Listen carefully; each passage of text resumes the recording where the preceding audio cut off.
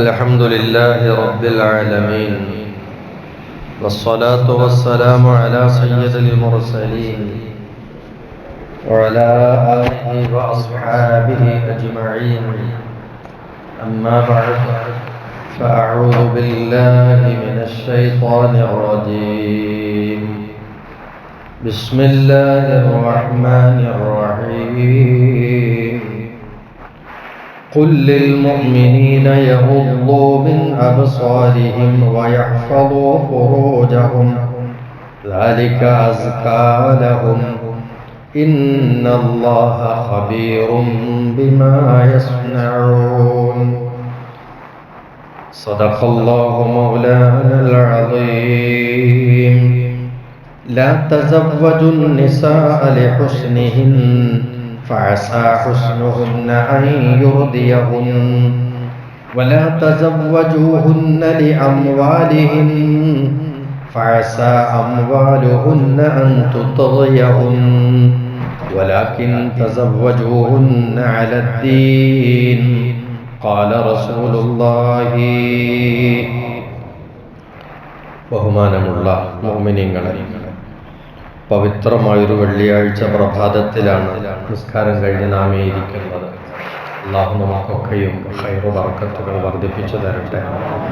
അള്ളാഹുവിൻ്റെ പൊരുത്തമുള്ള അടിയാറുകളിൽ അള്ളാഹു നമ്മളെ ഉൾപ്പെടുത്തട്ടെ. വെള്ളിയാഴ്ചയിൽ കൂടുതൽ അള്ളാഹുവിൻ്റെ ഇബാദത്തിൽ വ്യാപൃതരാവാൻ ഉത്സാഹം ലഭിക്കാനും അള്ളാഹു നമുക്ക് തൗഫീഖ് കൊണ്ട് അനുഗ്രഹിക്കട്ടെ. ഇന്നലെ പറഞ്ഞ വിഷയത്തിൻ്റെ ബാക്കി ഭാഗമായി ചില കാര്യങ്ങൾ മാത്രം പറയാം. വിവാഹത്തിൻ്റെ നേട്ടങ്ങളും അതുകൊണ്ടുള്ള ഗുണങ്ങളും അതിലേക്ക് ഇസ്ലാം പ്രോത്സാഹിപ്പിച്ചതുമൊക്കെയാണ് ഇന്നലെ പറഞ്ഞിട്ടുള്ളത്. എന്നാൽ ചിലരെ സംബന്ധിച്ചിടത്തോളം അവർക്ക് അവിവാഹിതരായി കഴിയുന്നതാണ് അഭികാമ്യം, വിവാഹം കഴിക്കലല്ല. അതും നമ്മൾ മനസ്സിലാക്കണം. ഒന്നിൻ്റെ മറുവശം കൂടി ഉണ്ടാവും. ഇഹവും പരവും നേട്ടങ്ങൾ കിട്ടാനും ഗുണങ്ങൾ കിട്ടാനുമാണ് വിവാഹം കഴിക്കുന്നതെങ്കിൽ ആ വിവാഹത്തിനെ കുറിച്ച് കാര്യങ്ങളൊക്കെ ശ്രദ്ധിക്കണം. നേട്ടത്തിന് വേണ്ടിയാവണം. നേട്ടം നഷ്ടപ്പെട്ടു പോകുകയാണെങ്കിൽ അതിന് നിൽക്കരുത് എന്നുകൂടി അബ്ദുല്ലാഹി ഹദ്ദാദ് തങ്ങൾ ഉണർത്തി. മഹാനവറുകൾ പറയുകയാണ്, നേട്ടങ്ങൾക്ക് വേണ്ടിയാണ് നമ്മുടെ വിവാഹമെങ്കിൽ ആ വിവാഹത്തിൽ സെലക്ഷൻ കണ്ടീഷൻ ആയിരിക്കണം. നല്ല സെലക്ഷൻ നടക്കണം കല്യാണം കഴിക്കുമ്പോൾ. അവിടുന്ന് പറഞ്ഞു, തിരുനബിയുടെ ഒരു ഹദീസ് നമ്മൾ ഈ സമയത്ത് ഓർമ്മിക്കണം എന്ന്. അതിങ്ങനെയാണ്, ലാ തസവ്വജു നിസാഅ ലിഹുസ്നിഹിന്ന. നിങ്ങൾ സ്ത്രീകളെ അവരുടെ സൗന്ദര്യം നോക്കിയിട്ട് മാത്രം കല്യാണം കഴിക്കരുത്. കാരണം ഫഅസാ ഹുസ്നുഹുന്ന അൻ യുർദിയഹുന്ന, സൗന്ദര്യം അവരെ നശിപ്പിക്കാൻ കാരണമായേക്കും. സൗന്ദര്യം ഉള്ളത് കൊണ്ട് പെണ്ണ് ചീത്തയായി അതിനും കാരണമാവും. അതുകൊണ്ട് സൗന്ദര്യം നോക്കിയിട്ട് കല്യാണം കഴിക്കരുത്. അത് സൗന്ദര്യം ചിലപ്പോൾ എന്തായിരിക്കും ദോഷമായിട്ട് ഭവിക്കാൻ സാധ്യതയുണ്ട്. വലാ തസവ്വജൂഹുന്ന ലിഅംവാലിഹിന്ന, അവരുടെ സ്വത്ത് കണ്ടിട്ടും അതിനെ മാനദണ്ഡപ്പെടുത്തിയിട്ടും അതിനു വേണ്ടിയിട്ടുമായിട്ട് നിങ്ങൾ കല്യാണം കഴിക്കരുത്. ഫഅസാ അംവാലുഹുന്ന അൻ തുത്ഗിയഹുന്ന, കാരണം അവരുടെ സ്വത്തുക്കൾ അവരെ അഹങ്കാരികളും അവരെ കുഴപ്പത്തിലുമാക്കുകയാണ്. സ്വത്തുണ്ടാവുമ്പോൾ അഹങ്കാരം കൂടും, തോന്നിയാസങ്ങൾ ചെയ്യാൻ തോന്നും, വഴിവിട്ട ജീവിതം നയിക്കും. അങ്ങനെ അത് കുഴപ്പത്തിലാവും. അപ്പൊ സ്വത്തുണ്ടായാലും കുഴപ്പത്തില. അപ്പൊ സ്വത്തിന് വേണ്ടി കെട്ടിയാലും അത് കുഴപ്പത്തിലാകാൻ സാധ്യതയുണ്ട്. ഉറപ്പൊന്നല്ല, അങ്ങനെ ആവാം. കൂടുതലും അതിന് സാധ്യത കണ്ടിട്ടാ പറയണം. വലാകിൻ തസവ്വജൂഹുന്ന, പക്ഷെ നിങ്ങൾ കല്യാണം കഴിക്കേണ്ടത് ദീന് നോക്കിയിട്ട് കല്യാണം കഴിക്കണം. ദീന് നോക്കി കല്യാണം കഴിച്ചാൽ പിന്നെ കുഴപ്പത്തിലാവാനില്ല. ഗുണമല്ലാണ്ട് ഗുണക്കേട് ഉണ്ടാകാൻ പോകുന്നില്ല. ഇതാണ് തിരുദൂതരുടെ നിർദ്ദേശം.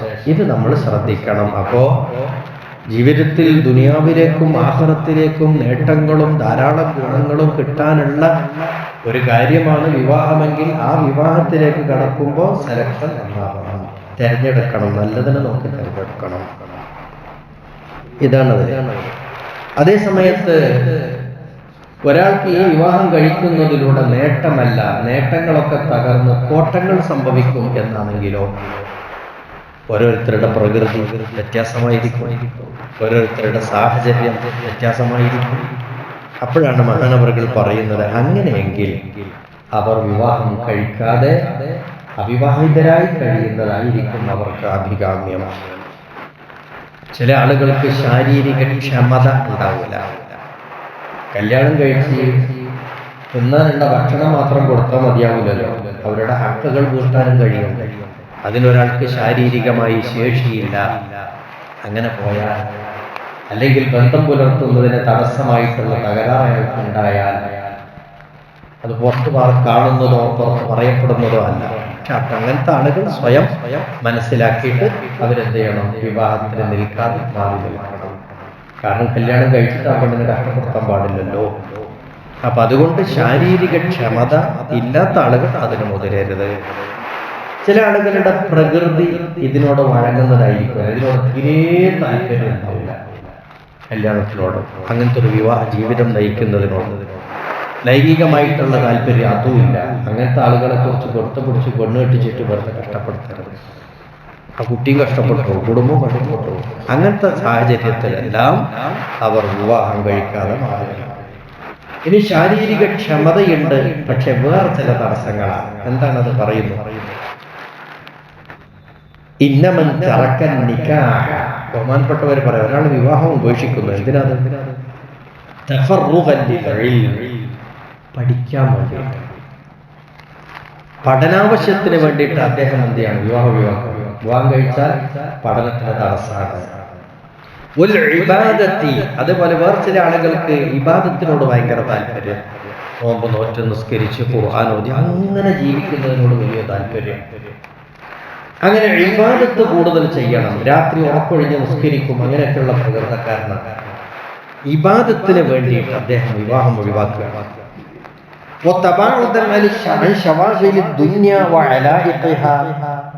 ദുനിയാവിനോടുള്ള ബന്ധങ്ങളും ദുനിയാവിന്റെ വിഷയങ്ങളും ഒക്കെ ആയിട്ട് മാറി നിൽക്കാനാണ് അയാളുടെ താല്പര്യം. അയാൾക്ക് ദുനിയാവിന്റെ ആവശ്യമില്ല, ദുനിയാവിനോട് താല്പര്യമില്ല. അതിനൊക്കെ വിട്ടു നിന്ന് ഇബാദത്തിൽ തന്നെ മുഴുകണം ഒരാൾക്ക്. അതോടൊപ്പം അയാളുടെ മനോഗതി, ഹൃദയം ഫ്രീ ആവണം. സ്ത്രീകളിലേക്ക് മനസ്സ് ചായുന്നതിൽ നിന്ന് വറുകൂടിയില്ല. അവരെ കാണുമ്പോൾ ചെറിയൊരു ഇംപ്രഷൻ ഉണ്ടാവുക, അവരെ കാണുമ്പോൾ ഒരു താല്പര്യം വരിക, പെണ്ണുങ്ങളെ കണ്ടാൽ നോക്കി പോവുക, ഇങ്ങനെയുള്ള തകരാറുകളും അങ്ങനത്തെ ഒന്നുമില്ല. അത്ര താല്പര്യമേ ഇല്ല എങ്കിൽ അത്തരം ആളുകൾ വിവാഹം ഒഴിവാക്കുന്നതിൽ യാതൊരു കുഴപ്പമില്ല, തെറ്റില്ല, ഒരു തരക്കേടുമില്ല. അപ്പൊ ഒരാൾക്ക് നല്ലോണം പഠിക്കണം, പഠനത്തിൽ മാത്രമാണ് താല്പര്യം. അതേസമയത്ത് മറിച്ചുള്ള ഒരു ആലോചന, മനസ്സിന്റെ എന്തെങ്കിലും ചിന്തയോ മൈലാനോ ചായ്വോ ഒന്നും വരുന്നില്ല. അങ്ങനെയൊന്നുമില്ല. അതുപോലെ വേറെ ചില ആളുകൾക്ക് ഇബാദത്തിനോട് ഭയങ്കര താല്പര്യം, ദുനിയാവിന്റെ കാര്യത്തോടെ ചെന്നില്ല, പെണ്ണുങ്ങളോട് താല്പര്യമില്ല.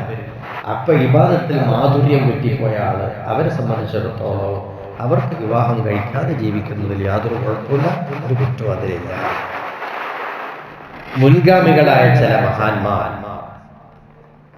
വിവാഹ ജീവിതം ഒഴിവാക്കിയിട്ടുണ്ട്, വിവാഹം വേണ്ടെന്ന് വെച്ചിട്ടുണ്ട്. എന്താണ് കാരണം? അതിൽ ഒരാളോട് ചോദിച്ചാൽ നിങ്ങൾ കല്യാണം കഴിക്കുന്നില്ലേ എന്ന് ചോദിച്ചു.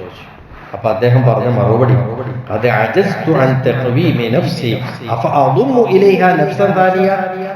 എന്റെ ഈ ഒരു തടി എന്നെ നോക്കി കൊണ്ടടക്കാൻ എന്നെ കൊണ്ട് കഴിയുന്നില്ല. ഇപ്പൊ ഇതിലേക്ക് ഞാൻ വേറൊരാളെയും കൂടി കൂട്ടുകയാണോ? എന്നെ തന്നെ നോക്കാൻ എനിക്ക് കഴിയുന്നില്ല, എന്നിട്ടാണ് നീ വേറൊരാളെയും കൂടി കൊണ്ടു നടക്കുന്നത് എന്നാണ് അദ്ദേഹം ചോദിച്ചത്.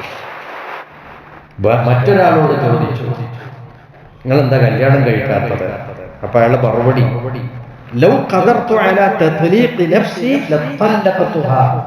എന്റെ ഈ സ്വന്തം ശരീരത്തെ തൊലാഖ് ചെല്ലാൻ സാധിക്കുമായിരുന്നെങ്കിൽ ഞാൻ ഈ ശരീരത്തെ തന്നെ തൊലാഖ് ചെല്ലുമായിരുന്നു. എന്ന് വെച്ചാൽ എനിക്ക് പെണ്ണിന്റെ ആവശ്യമില്ല, പെണ്ണ് കെട്ടിയാൽ തലാഖേ ആവുള്ളൂ എന്നാ പെണ്ണ് ആവശ്യമില്ല. എന്റെ ഈ സ്വന്തം തടിയെ തലാഖ് ചെല്ലാൻ സാധിക്കുമായിരുന്നെങ്കിൽ ഇതിനെ തന്നെ ഞാൻ തലാഖ് ചെല്ലുമായിരുന്നു.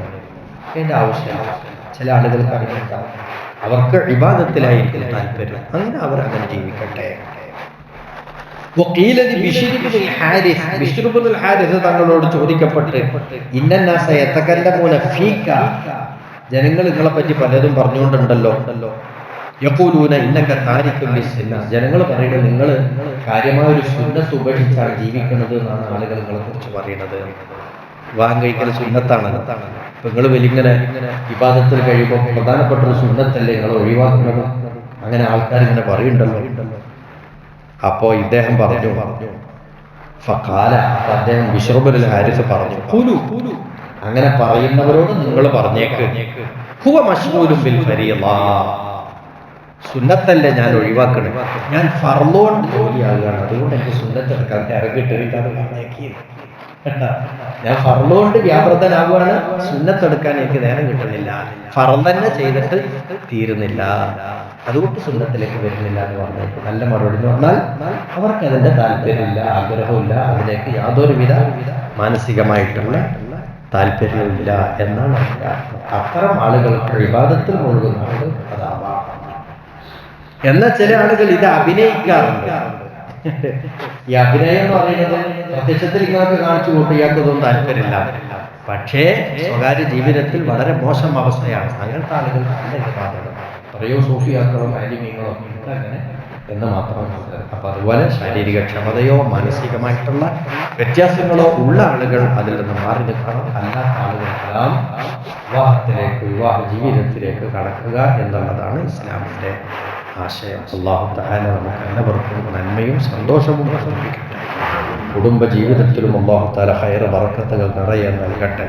നമ്മിലേക്ക് അല്ലാഹു പിടിച്ചേൽപ്പിച്ച നമ്മുടെ ഭാര്യമാർ, നമുക്കവൻ കരിഞ്ഞേക്കിയ മക്കൾ എല്ലാവരിലും അല്ലാഹു തആല സന്തോഷം പ്രദാനം ചെയ്യട്ടെ. ദുനിയാവിലും ആഖിറത്തിലേക്ക് മുൻവരിക്കുന്ന സമ്പത്തായി അതിനെ എല്ലാം അല്ലാഹു ആക്കി തരട്ടെ. വആഖിറു ദഅവാന